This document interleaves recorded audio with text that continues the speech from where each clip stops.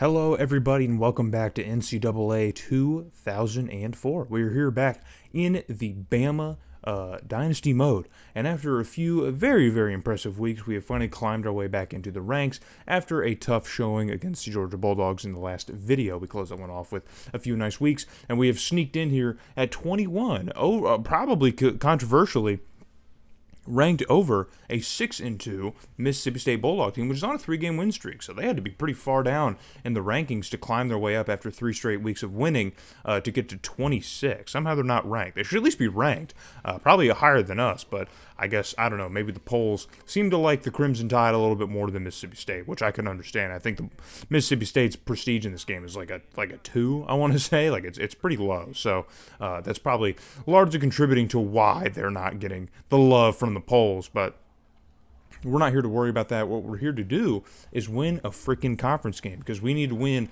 every conference game that we seemingly can to even get our hat back into the SEC title run. Of course, we've already lost to the team that will probably win it, or at least go on to play in it. But here you go. Here is your conference standing. So we have quite a bit of ground to cover with our rival Auburn and Arkansas sitting with just 1 loss in conference. We have 2, so we're going to need quite a bit of chaos to happen here in the final few weeks of the season. We've already played 9 games. This is going to be our 10th game. We only have a few more games of potential chaos to happen, just period. So it could be a shorter season, because remember we played 15 games last year, and we're probably going to maybe top out at 13 at the most if we can just hold on here and get into a bowl. Because also I think if our conference record tanks even further, then we probably won't even get a bowl invitation. I don't think in the SEC, with how deep it is and bowl tie-ins, I don't think just being 6-6 will be necessarily enough to get us there. So we're going to need to at least probably win a few more games here. So on 3rd and 11 for Mississippi State from their own 20 on the opening drive, they're going to unload,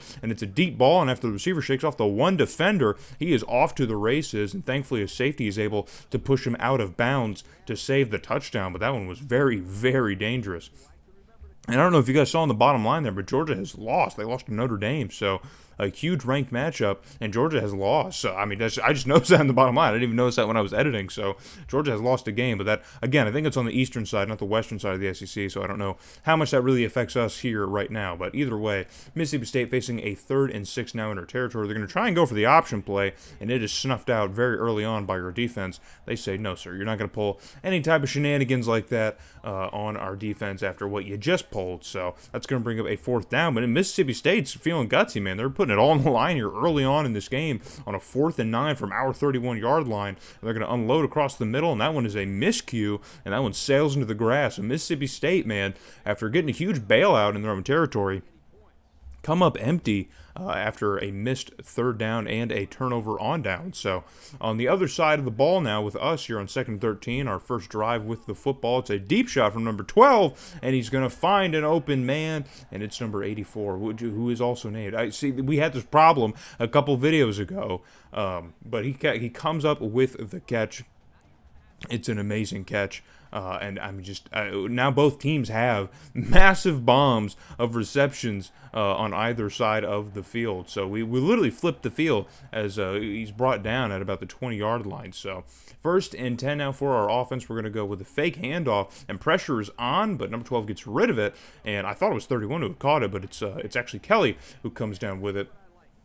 And now that's going to be good for another 1st down, as we are going to move the sticks yet again. So, but Mississippi State's defense does stand firm, and it's a 3rd and goal, so we need to convert here if we can. We got a long way to get to the end zone.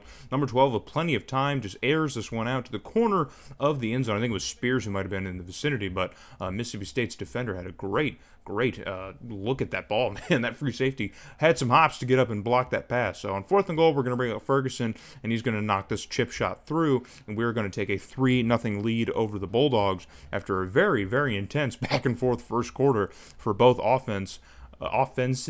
As neither were really able to really capitalize on the opportunities that they created for themselves. So 3-0 is going to be your score. So it's nice to have a lead, though. So cut ahead, and we have the football again, but it's a 3rd down, and pressure is on number 12, but he gets rid of it. And it's Kelly who's making some spin moves, making some guys miss, and he's going to get into the end zone. So on a play that looked kind of dead to rights after the catch, He uses those fancy spin moves to just create some space for himself. And I have no idea how this pass even got to him, as number 12 is crushed upon releasing the football. I mean, that looked like it should have probably been a fumble more so than an accurate throw. And just look at the spin moves, man. Just spinning out of a tackle. So he breaks one and then just spins out of another one and just into the end zone. So an amazing play from Kelly. That's why we love him. So 10-0 is your score here in Tuscaloosa. But Mississippi State will not be silenced as another deep ball goes in favor of the Mississippi State offense. And it's been a tough start for their quarterback after that first initial throw that he had. So look at 101 pass yards on only 3 completions. That's just kind of how the game is going for the Bulldogs, I guess. So 1st and 10 now in Crimson Tide territory. They're going to finally run the football, and it's wide open space up the middle. And he's going to shimmy and shake to get inside the 20. The Bulldogs will have their first red zone opportunity of the ball game. It seems like they should have one by now, but poor offensive play calling, I guess. So on a 3rd and 1, speaking of poor offensive play calling, and it's going to be a pass out of the back of the end zone as their quarterback cannot find a connection. So Mississippi State once again coming up empty, and for some reason on 4th and 9 it's okay, but on 4th and 1, or hold on, they are going to go for it, and it's caught in the end zone. It's a touchdown on the fake field goal. I was just about to chastise him for trying to go for the field goal on 4th and 1. After going for it on 4th and 9, but I guess no. I guess their coach has a few tricks up his sleeves, and it does pay off as Mississippi State's able to add a touchdown at the end of the first half. So a much closer game now as our defense buckles here at the very end of the half. So the beginning of the 3rd quarter, though, we have an opportunity, and it's an interception off rip. So I don't know what the play was, because number 12 immediately lets go of the football off of his back foot. I don't know if that was just like a hot route, man, just trying to get a slant off. I really don't know, but it was bad, whatever it was. So pressure is on, but the quarterback gets rid of it, and he finds an open man downfield, and he's brought down at the Crimson Tide 30. And so now Mississippi State is cooking yet again, man. These deep balls are just killing us. I don't know how. We haven't really been beat by the deep ball too much this season, but it seems to be a problem right now as Mississippi State completes another pass across the middle, and it's going to be brought down inside of the 20 for not just a first down, but another red zone opportunity for Mississippi State. So they seem pretty stagnant on offense at the beginning of the game here, but things seem to be clicking now. But it is 3rd and 2. We have a chance to get off the field as we desperately need to. They're going to hand it off, and the spin move with the tackle is going to give Mississippi State the first down, as they're going to have this one inside of the 10-yard line. So another fresh set of downs for the Bulldogs. But again, it's another 3rd down. They've had plenty of them, and they've converted a lot of them. And so here is a 3rd and goal opportunity for our defense, killing a lot of time here. And the pressure is on. Have to flush out of the pocket, and he lets go of it and throws it into triple coverage. We had plenty of guys in the vicinity of that pass, so you think it might have been picked off. So on 4th and goal, they're just going to take the points here, the safe option. They're not going to go for it because they can just tie the game with the field goal. So they're going to safely take it. That's a smart decision. So 10-10 is now your score here. Late in the 3rd, Mississippi State with the ball again here. Quarterback rolls out and tries to throw it to the running back as he breaks a tackle and is moving off into the secondary, and there's really no reason that play should have went for as many yards as it did. We had so many defenders in the area. I don't know how that one got through, but it's not only a first down, but they are now inside our territory once again. So the 3rd quarter comes to a close, and we are fixing to lose this game unless we can tighten up on defense. So 1st and 10 now. Quarterback just step back and unloads one down the middle of the field here in the seam, and he finds a receiver on the inside who makes the catch and is brought down inside the 10. So Mississippi State knocking on our door once again. So on 1st and goal, it's a handoff in wide open space. He is untouched in the end zone, and Mississippi State on their easiest drive of the day, man, they really just put one together on us out of nowhere. And so now things are looking a little bit difficult for the Crimson Tide, who haven't done anything in the second half yet. And they're continuing not to as Mississippi State with the football once again and on a 1st and 10. And again, just making us look silly, man.